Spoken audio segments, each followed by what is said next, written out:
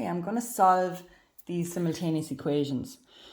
So when I have one linear equation, and what that means is just something with a y and an x in it, okay?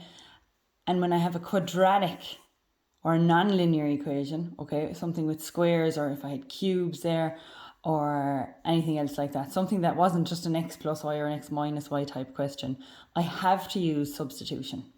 And to do that, I must make either x or y the subject of the first line. So I'm going to rewrite line 1. I'm going to move it out over here. So let's say 2x minus y equals 3. So that's the same as minus y equals minus 2x plus 3. Okay, and I want just y on its own, so y equals 2x minus 3. Okay, so I could have made x the subject. I decided to make y the subject because it was on its own anyway. So I have y equals 2x minus 3. I'm going to sub this in, the 2x minus 3 in, for y over here. So that's going to help me have x squared and something else in terms of x, all right? So I'm going to go with this line now. So x squared plus y squared equals 2. And I'm going to write that's x squared plus whatever I found y to be equals 2. Okay, so I found y that is 2x minus 3, so I'm going to put that in here instead. 2x minus 3. Now, again, if I had got x equals, if I changed this to make it an x equals question, when I went over here, I would have put brackets there and subbed in the thing there so that I'd have all y's. All right. So now I'm going to multiply this out. So I've got x squared plus, that's going to give me 2x minus 3 times 2x minus 3 equals 2. So that's x squared plus 4x squared minus 6x minus 6x. So if you know that one in your head, you can do that faster. Okay, I'm just going to do each step here. So minus 6x minus 6x is going to give me minus 12x.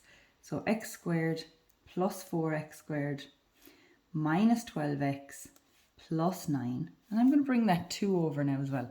So minus 2 equals 0. All right. So I'm going to simplify that line now.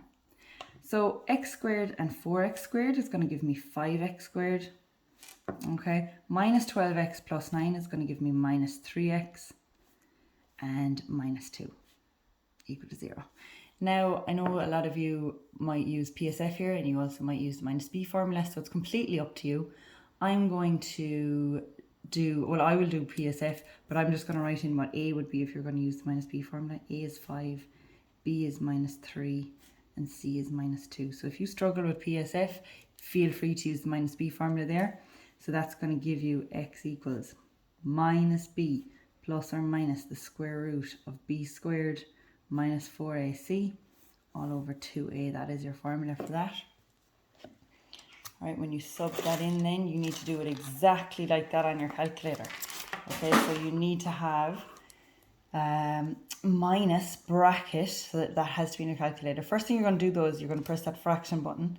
So minus, the b is minus 3, so I put minus 3 in, plus the square root.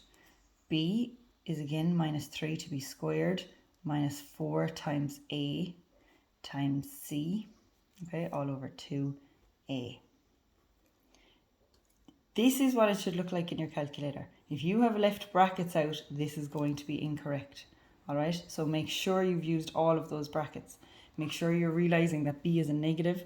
So here you're writing minus minus. You could have just gone straight in with a positive 3, okay? So we have to do that with a plus, and then we have to do that with a minus there as well. So when you solve that, you should be getting, I'm just going to do a PSF version outside here. So you're going to have 5x and x, and you're going to have a 2 and a 1, so a 2 and a 1. It's going to be minus 5x plus 2x. So we should be getting x equals minus 2 on 5 and x equals 1. Okay, so they're the solutions you should also be getting over here. So x equals minus 2.5, minus 2.5, sorry. Ooh, what am I doing? Hang on a second. Yeah, that's fine. Yeah, minus 2 over 5 and x equals 1. Okay, now, in class, some of you are saying, sometimes it's x and sometimes it's y. How do I know the difference? How do I know when it's x? Well, this equation here was an x squared equation.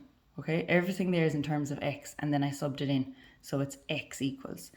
In some of the other questions we've done, we had y squareds here and y's here. So then we'd have y equals.